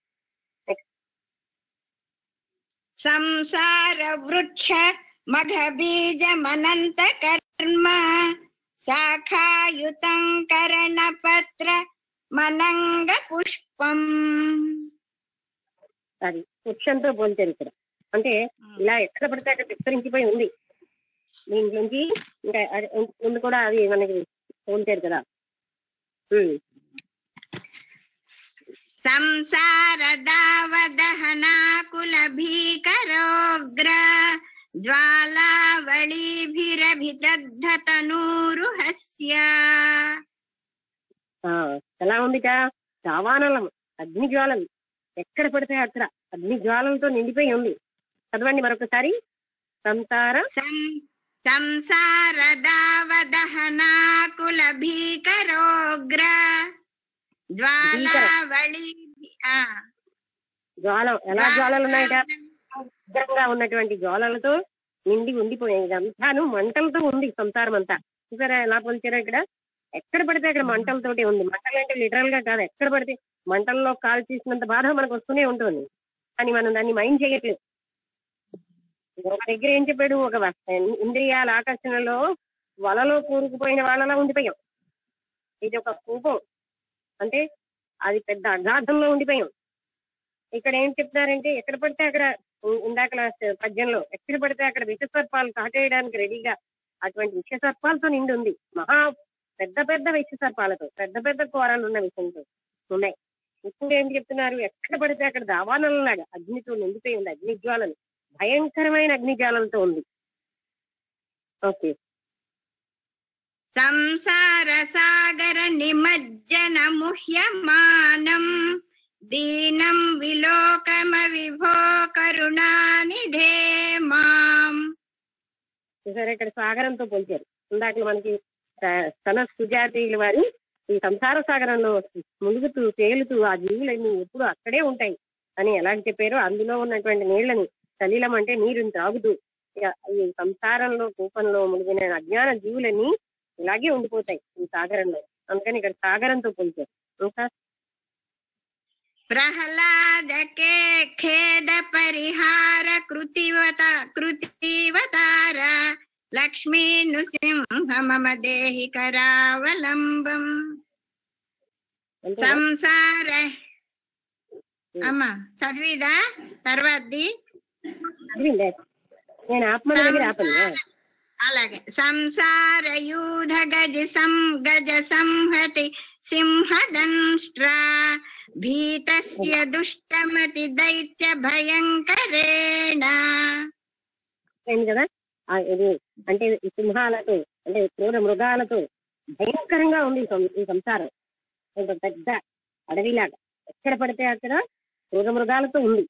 ఎలా పోల్చున్నారో చూడండి సంసారాన్ని. మనం దేన్నైతే మధురం అని ఫీల్ అవుతున్నామో అసలు యాక్చువల్ గా సంసారం అంతా అన్ని బాధలతో ఉంది. అంటే చుట్టూ క్రూర మృగాలన్నీ బాధ పెడుతున్నాయి, అవతల విష సర్పాలతో ఉంది, దావానలంతో ఉంది. అంటే అలాంటి సంసారం మనం మధురంగా ఫీల్ అవుతున్నాం. ఓకే చదవండి. సంసార యోగ సకలేప్సిత నిత్య కర్మ సంప్రాప్య దుఃఖ సకలేంద్రియ మృత్యునాశ. అంటే ఇలాంటి సంసారంలోంచి పడాలి అంటే, ఈ బయటపడాలంటే ఏం చేయాలి అని చివరికి చెప్తున్నారు. అంటే మృత్యునాశమైనటువంటి ఆ పరమాత్మ తత్వాన్ని మనం పట్టుకోవాలి. బద్ధాకశైర్యమ భటబాహు భర్త్సయంతి కర్షంతి యత్ర పాశ శతైర్యదామం. ఎక్కడ పడితే అక్కడ పాసాలు. సతైర్యం అంటే వందల కొద్ది పాసములు, అంటే మనల్ని బంధించేసేటువంటి తాళ్లతో కట్టిబడి ఉంటున్నాం. దానికంటే ముందు ఏముందండి?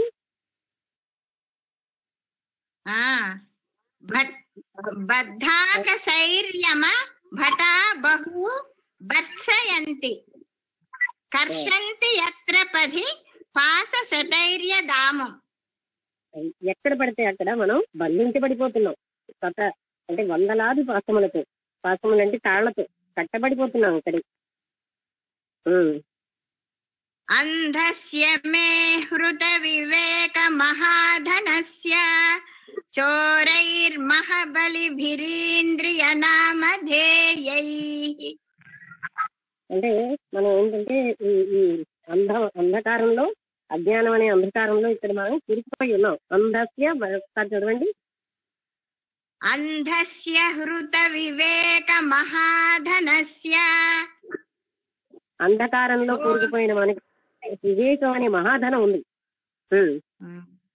చోరైర్మహాబలిభిరీంద్రియ నామధేయైః.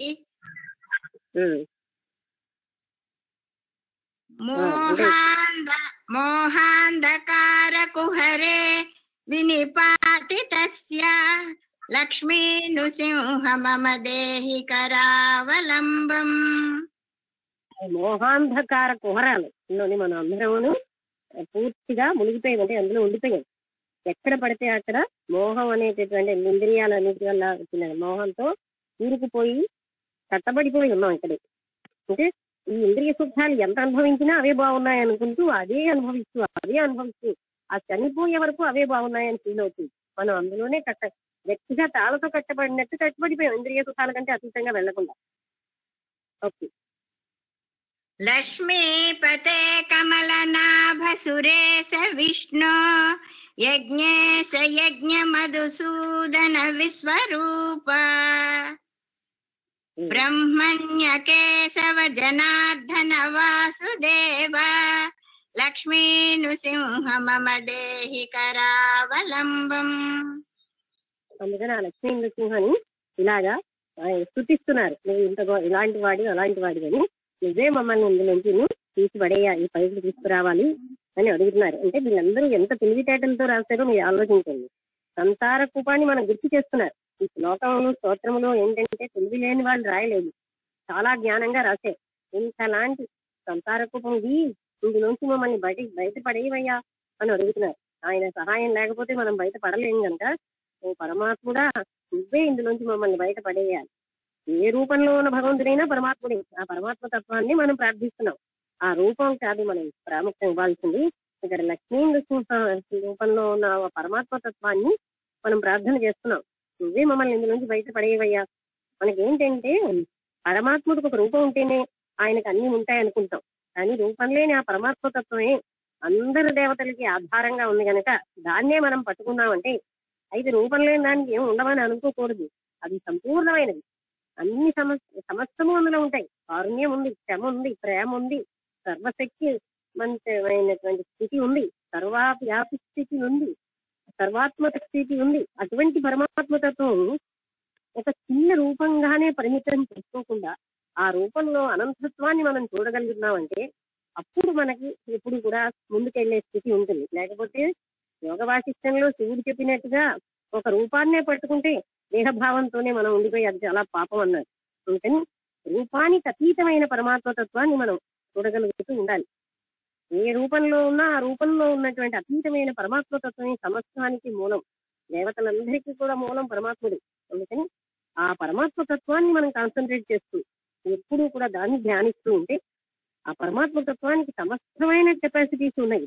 అంటే అన్ని కెపాసిటీ అంటే ఏమంటారు, అంటే అన్ని చేయగలిగే సమర్థతలు ఉన్నాయి. అందుకని సర్వ సమర్థుడు, అది మనం గ్రహించాలి. ఓకే, ఇంకా ఉందా? అయిపోయిందా?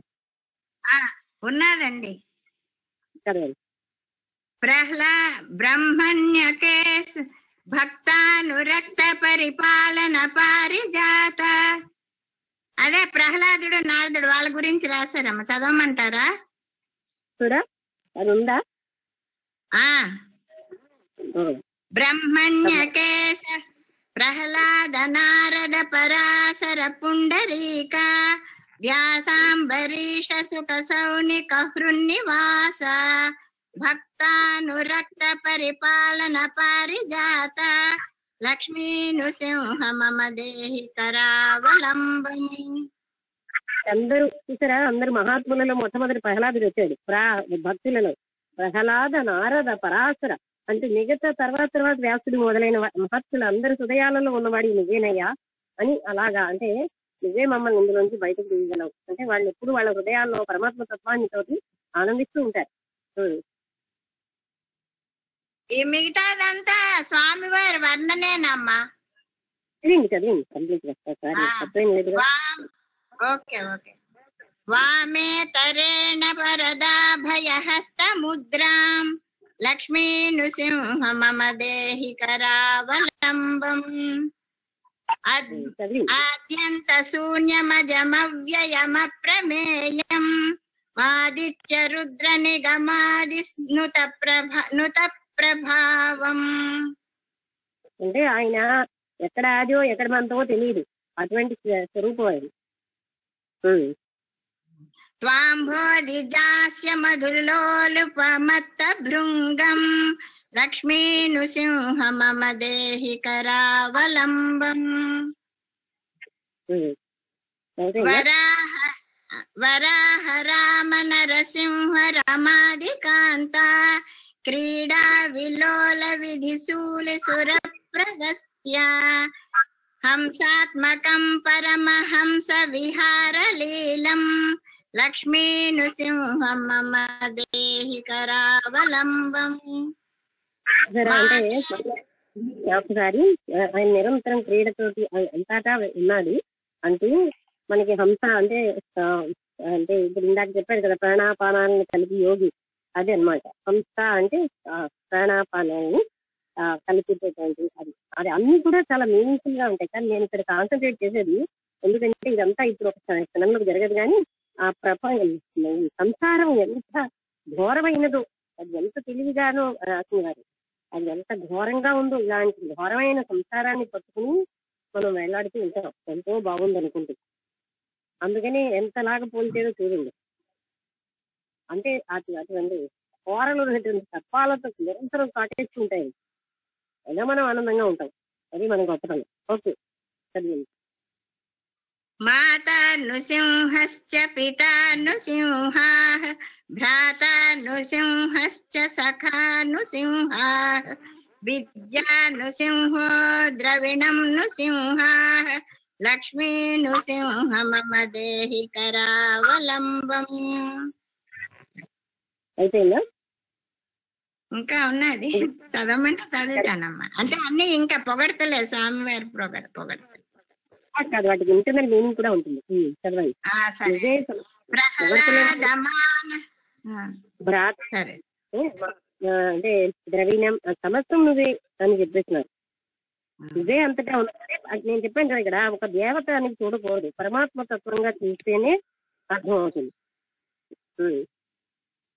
ప్రహ్లాద మానస సరోజ విహార భృంగ గంగా తరంగ ధవళాంగ రమాస్థితాంక శృంగార సుందర కిరీటల సద్వరాంగ లక్ష్మీ నృసింహ మమ దేహి కరావలంబం.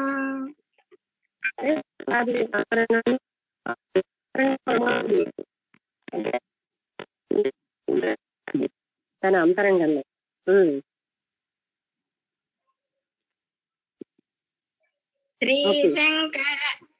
శ్రీ శంకరాచార్య రచితం సతతం మనుష్యాః స్తోత్రం పఠేదిహతు సర్వగుణ ప్రపన్నం. సద్యో విముక్త కలశో మునివర్య గణ్యో లక్ష్మీ నృసింహ మమ దేహి కరావలంబం. అర్థమైందా? అంటే ఈ విధంగా అందరి హృదయంలోని ఆయన అంటే వీళ్ళందరూ కూడా ఆ పరమాత్మ తత్వాన్ని నిరంతరంగా అందులో రమిస్తూ ఉంటారని, అంతటా నువ్వే మమ్మల్ని ఈ సంసార కూటం నుంచి బయటకు తీయాలి. ఇక్కడ మనం లక్ష్మి అమ్మ చదవాలా?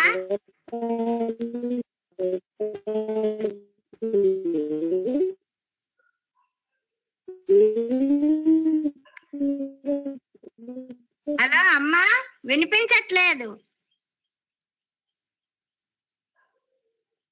హలో అమ్మా.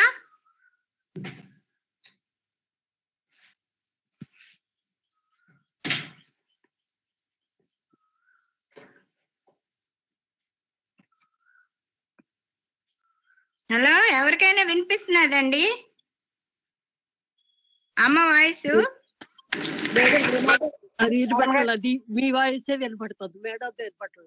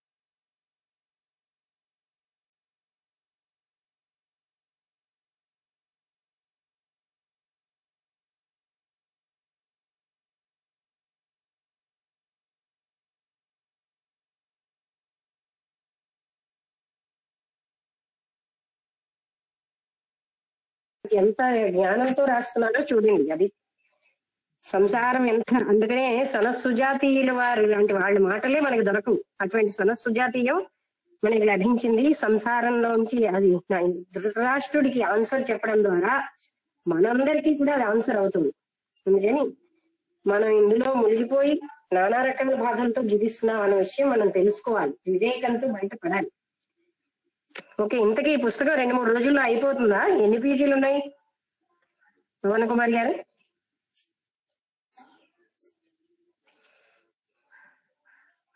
కూడా వినబడలేదా? వినిపిస్తుంది మేడం. భువన కుమార్ గారికి వినబట్టలేదండి. సాధించే దీని తర్వాత మనం ఇంకేదైనా మంచి పుస్తకం ఎంచుకోవాలి. ముఖ్యంగా ఆయన చూడండి ఎంత బాగా చెప్పాడు. ఆ పక్షి రెక్కలు లేని పక్షిని అన్నమాట మనం. అంటే ఇందులోంచి బయటపడడం మనకి రాదు. అభిమన్యుడికి అందులో యుద్ధంలోకి వెళ్ళడమే వచ్చి కానీ బయటకి రానట్టు మనకి రాదు బయటపడడం. ఆ రెక్కలు ఉన్న పక్షులు అంటే జ్ఞానులు మాత్రమే ఈ సంసారం నుంచి బయటపడగలరు. ఓకే, ఈ రోజు ఇప్పుడు మీరు ఎవరైనా మాట్లాడతారా? లేదా సందేహాలు ఏమైనా ఉంటే అడగండి.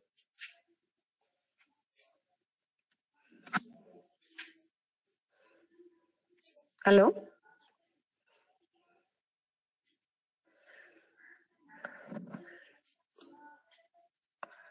హలో చాలా బాగా అర్థమైందమ్మా ఇవాళ.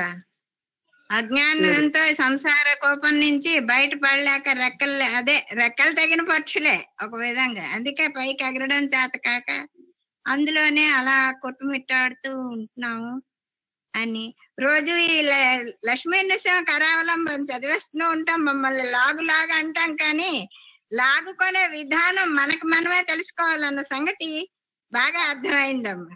రోజు నువ్వు లాగు అని చెప్తున్నావు అతనికి చెయ్యూతను ఇయ్యమని, కానీ ఆ చెయ్యూతను మనకు మనమే తెచ్చుకోవాలి అన్న సంగతి ఈ రోజు అంటే శరణాగతత్వం ఉంటే గాని అది అందదన్న సంగతి బాగా అర్థమైంది. ఓకే, సంతోషం. ఇంకా నారాయణ గారు ఉన్నారా, వెళ్ళిపోయారా? సూర్యావతి గారు చాలా బాగా పాడారు. మేడం గారు చాలా సూర్యావతి గారు కాదు, వర్ధిని గారు. వర్ధన్ గారు, సారీ వర్ధన్ గారు చాలా అందంగా పాడారు. చాలా మెలోడియస్ గా ఆ ఎక్స్ప్లెనేషన్. రెండోది, ముందు ప్రయారిటీ ఏంటంటే మెలోడియస్ గా పాడడం కంటే ఆ మీనింగ్ మనం భావయుక్తంగా పాడారు. ఇప్పుడు అది ముఖ్యం కాదు, వాళ్ళని ప్రీస్ చేయడం కాదు. We have to learn the meaning. అవును, అదే అది వాళ్ళ ఎక్స్ప్లెనేషన్ లో కూడా చాలా బాగా అర్థమైంది.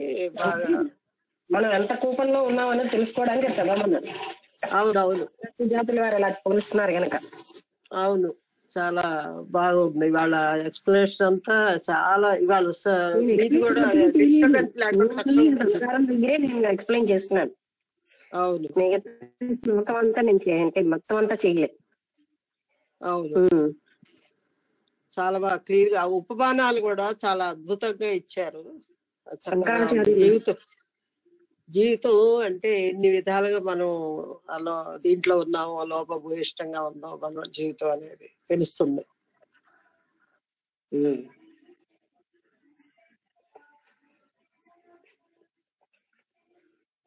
ఇంకా నారాయణ గారు.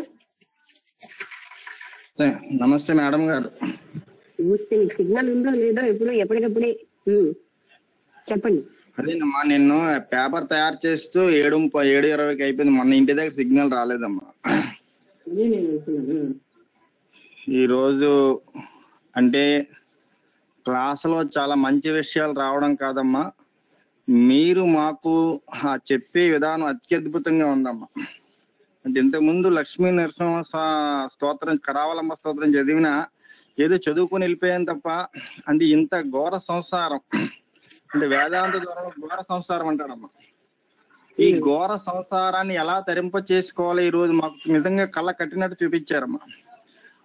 ఒక మంచి దర్శకుడు ఒక సినిమాని ఎంత ప్రతిభావంతంగా తీస్తాడో, అంటే కథ, మాటలు, స్క్రీన్ ప్లే, దర్శకత్వం లాగా, అంటే ప్రతి విషయాన్ని కూడా మాకు అంత కూలంకషంగా చూపించారమ్మా మీరు. అంటే ఇప్పుడు అదే అంటే మీరు అంటే ఈ ఉన్నటువంటి మా మీద ఉన్నటువంటి ప్రేమతో, ఆ కారుణ్యంతో అంటే మేము ఉద్ధరింపబడాలి. అంటే గురువుకు ఉండేటువంటి మెయిన్ స్వభావం అదేనమ్మా. ఆ కారుణ్యం గాని, ఆ దయ గాని, ఆ కరుణ గాని దాన్ని మనం ఇంత అంచనా వేయలేం. అలాగే ఆ కారుణ్యంతో మాకు అంటే ఎంతలా దీన్ని బోధిస్తున్నారంటే అది మీ మాటల్లో వర్ణించలేమమ్మా. అందుకే నిన్నే చదివాం ఏకనాథ భాగవతంలో సత్సాంగత్య మహిమ గురించి ఉద్ధవుడు చెప్తాడమ్మ. అంటే ఒక గొప్ప ఉత్సాహంతో, ఉద్ధవ, సత్సాంగత్యం అనేది జీవుని సమూలంగా అది మాత్రమే ఉద్ధరించగల. అంతవరకు ఆయనకి ఏ జ్ఞానం లేకపోయినా ఆ సత్సాంగత్యం మీద నీకు దృఢ విశ్వాసం ఉంటే అప్పుడే నువ్వు తెరింపబడతావు. అప్పుడు చెప్తాడమ్మా, ఈ త్రిభువనాలలో, ఈ ముల్లోకాల్లో కూడా మానవ శరీరంతో సరి సమానమైనటువంటి దేహం లేదు. కాబట్టి అలాంటి దేహం ధరించినటువంటి తర్వాత నువ్వు పరమాత్మ గురించి మనం శోధించకపోతే ఈ దేహం మళ్ళా వస్తుందో లేదు. కాబట్టి ఇలాంటి దేహాన్ని ఉపయోగించుకో. కాబట్టి ఆ చైతన్య స్వరూపాన్ని నువ్వు అందుకోవాలి అంటే నీలో ఉన్నటువంటి సత్సాంగత్య మహిమను ఎరిగి ఆ సత్సాంగత్యం సాధు సత్పురుషుల సమాగమం చేసినట్లయితే నీలో ఉన్నటువంటి దోషాలన్నీ పోయి నాలో ఉండే చైతన్యం కూడా నీలో ప్రవహిస్తుందని నీకు క్లియర్ గా అర్థమవుతుందని చెప్పారు. అలాగా మీరు ఈ సత్సంగాన్ని అంటే ఈ సత్సంగం ప్రారంభించడం, అనేకమైనటువంటి గ్రంథాలు మేమంటే చదివడమే కాకుండా దాన్ని మాకు అర్థమయ్యేటువంటి పరిభాషలో, అంటే ఎంతగా అంటే అరటిపండు కూడా మనం తొక్క తీయక్కర్లేదాము, తొక్క కూడా మీరే తీసి ఇచ్చేస్తున్నారు మాకు. అంటే దాన్ని తినడమే ఇంకా మేము తినలేమంటే ఇంకెవరేం చేయలేరమ్మా. అంటే ఇలాంటి ఘోర సంసారం అంటే ఈ సంసార సాగరం అమ్మ. దాన్ని మనం తరించాలంటే ఒక్క సత్సాంగత్యం, సత్పురుషుల యొక్క సాంగత్యం, లోపల తీవ్రమైనటువంటి తపన ఉండాలమ్మా. అంటే ముముక్ష భావన, అంటే నేను తరించాలనేటువంటి. ఎందుకంటే మీలాంటి వాళ్ళ సహచర్యం లభించాక ఇలాంటి గొప్ప గ్రంథాలు మేము విని ఇప్పుడు కూడా మేము తరించకపోతే మా అంత అజ్ఞానులు ఎవరు ఉండరమ్మా. కాబట్టి ఇలాంటి గొప్ప సత్సంగం అమ్మ. ఇంకొకటి ఏంటంటే ఇన్ని నెలలు మీ సత్సంగతి విన్న తర్వాత ఏ ఆధ్యాత్మిక గ్రంథం చదివినా అది నిన్న ఒక బుక్ లో ఆత్మజ్ఞానం సునాయాసం అని చెప్పి నిర్గుణ తత్వ సంభాషణ చదివితే ఎరుక క్వశ్చన్ అడుగుతాడమ్మా, ఎరుకలో ఉండటం వల్ల ఏంటి ఉపయోగం అని చెప్పి. ఎరుకలో ఉండటం వల్ల నిన్ను నువ్వు తెలుసుకోగలుగుతావు. ఆ ఎరుకలో ఉండటం వల్ల మాత్రమే నువ్వు పరమాత్మ కూడా తర్వాత తెలుసుకోగలుగుతావు. అంటే ఇలాంటి ఎన్నో గొప్ప గొప్ప విషయాలన్నీ కూడా అమ్మా మీ సత్సాంగత్యం వల్ల, మీ సజ్జన సాంగత్యం వల్ల మేము ఏది అర్థం చేసుకోగలుగుతున్నామమ్మా. సో ఇలాంటి గొప్ప సత్సంగం మాకు అందించినటువంటి మీకు శతకోట నమస్కారాలు. గురువం తత్సం. నమస్తే. రాత్రి వేళ మీకు సిగ్నల్ రావట్లేదా? రావట్లేదు ఏంటి మీరు? నాకు రావట్లేదు. అదేనమ్మా ట్రై చేస్తాను కానీ రావట్లేదమ్మా రాత్రి వేళ నాకు. ఇలా మంచి విషయాలు ఉంటున్నాయి. అదేనమ్మా ఈరోజు ట్రై చేస్తాను. ఓకే, ఇంకెవరైనా మాట్లాడతారా? రాత్రి వేళ వీటికి మనకేమో ఎక్స్ప్లెయిన్ సైంటిఫిక్ గా బోధపరుస్తున్నారు విషయాలన్నీ. అవును అలాగే ట్రై చేస్తాను. చాలా ట్రై చేసినా రావట్లేదమ్మా నాకు. ఓకే, ఇంకెవరైనా మాట్లాడతారా?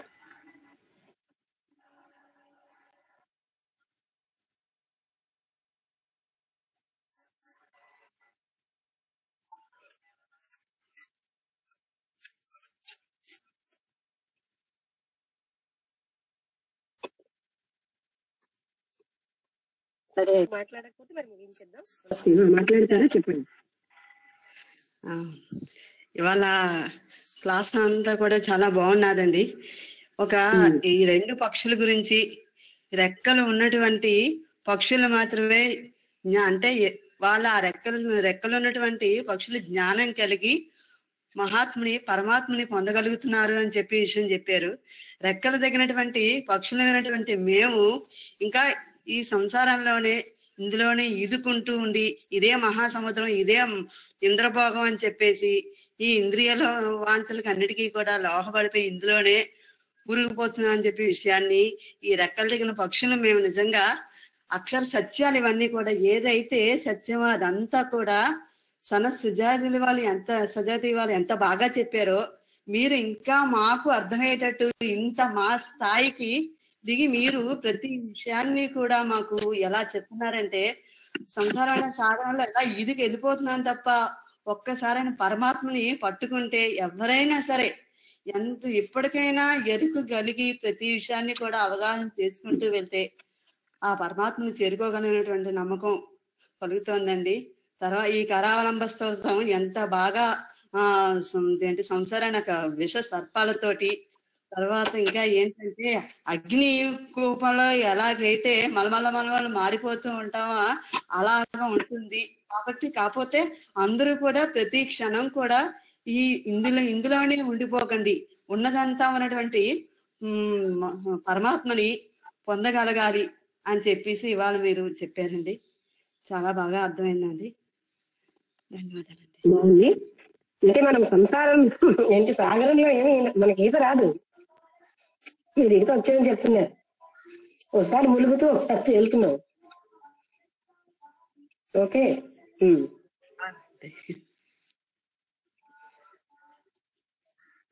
ఇంకెవరైనా మాట్లాడతారా? నమస్తే మేడం. ఇవాళ అదృష్టం కొద్దీ నేను కూడా 7 గంటల నుంచి ఇది విన్నానమ్మా. చాలా బాగుంది. ఈరోజు మనసుకి ఎన్నో ఇన్ని రోజుల నుంచి విన్నదానికంటే కూడా ఈరోజు చాలా హ్యాపీగా అనిపించింది, సంతోషంగా. ఎంత చక్కగా వివరించారు. ఆ ఉపమానాలు చాలా బాగున్నాయి. తెలిసి కోపంలోనే, సంసార కోపంలోనే మనం ఎన్ని తెలుసుకున్నా దీని నుంచి పైకి ఎలా రావాలన్న దానికే ప్రయత్నించాలి. ఇందులో నుంచి మన జన్మ సుకృతం ప్రకారంగా ఎప్పుడు బయటపడతాము అనేది ఇంకా ఆ భగవంతుడికే తెలుసు. మనం అంటే మన కర్మ ఎప్పుడు పండిద్దో దాన్ని ఎప్పుడు ఎంతవరకు అనుభవించాలో అంతవరకు అనుభవించి ఈ సత్యం తెలుసుకున్న తర్వాత పరమాత్మత్వమే యొక్క మహా ఆనంద అనేది సత్యమైన నిజమైన ఆనందం అనేది ఎక్కడ ఉంటుందనేది ఈ రోజు బాగా తెలిసిందమ్మా. చాలా సంతోషం అమ్మా, అదృష్టం ఈ రోజు వింటాం నాకు. సంతోషం అండి. మంచిదమ్మా, థ్యాంక్ యూ అమ్మా, ధన్యవాదాలు మీకు. మంచిది. ఎప్పుడైతే వీటి మీద ఎరెక్ట్ వస్తుందో, ఇందులో ఏమీ లేదని తెలుస్తూ ఉంటుందో ఆటోమేటిక్ గా అటు వెళ్తూ ఉంటాం. అంతే అమ్మా, కరెక్టే, నిజమే. ఆ సత్యం నీ రియల్ హ్యాపీనెస్ ఎక్కడ ఉందో అటు సైడ్ కే మనం వెళ్తూ ఉంటాం. ఇదే అజ్ఞానం ఉన్న పక్షుల్లాగా మనం కొద్దిగా చిన్న రెక్క ఇప్పుడే మనకి వస్తుంది అని అనుకోవాలేమో అని అనిపిస్తుంది నాకు.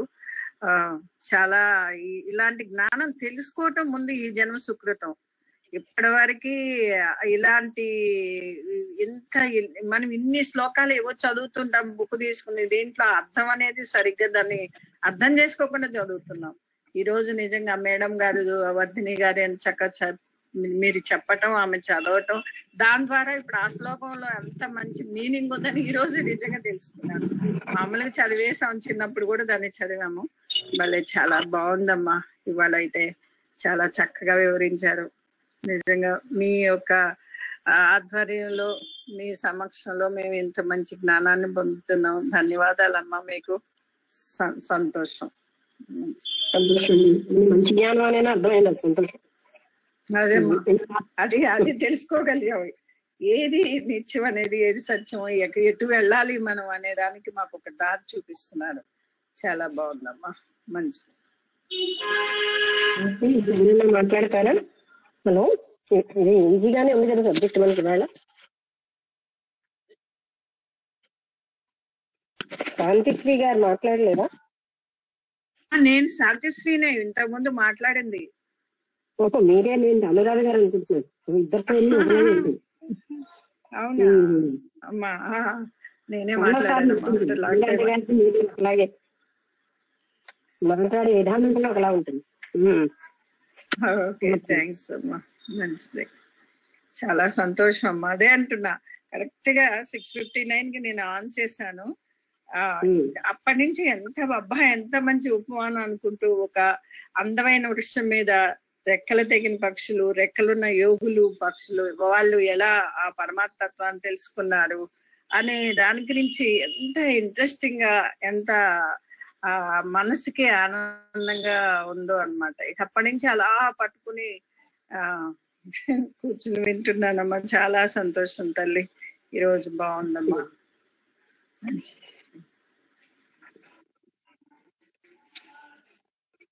ఇంకెవరైనా అనురాధ గారు మాట్లాడతారా?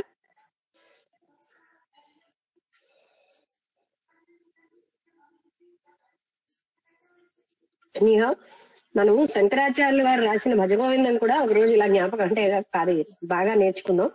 అది ఎంతోసేపు 2 రోజుల్లో అయిపోతుంది. కానీ అది ఇంకా నేను ఇవాళ మొత్తం అంతా నేనేం మీకు చెప్పలేదు. ఓన్లీ అందులో సంసారం కోసం ఎక్స్ప్లెయిన్ చేసిన విషయాలే బోధపరిచాను నాకు అంతా. అంటే శంకరాచార్యులు గారు ఏం చేసినా కొంత తెలివిగా ఉంటాయి. మనుషుల్ని పైకి ఈ సంసార కుటుంబం నుంచి బయటికి తీయాలన్న లక్ష్యంతో చేస్తాను. మేడం గారు చెప్పండి. భజగోవిందం మామూలు చెప్పుకోవడం మేడం గారు, అంటే మామూలు గ్రంథాలకు భజగోవిందం 30 శ్లోకాలు కదా మేడం గారు, అంటే వ్యాఖ్యానం కూడా ఉండదు మేడం గారు. అంటే రోజుకో శ్లోకాన్ని వివరించండి మేడం గారు.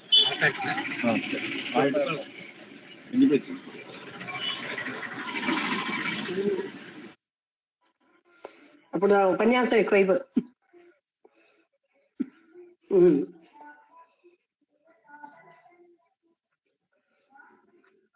నిజమే, భజగోవిందం చాలా, అందులో ఉన్న అర్థం చాలా గొప్పది.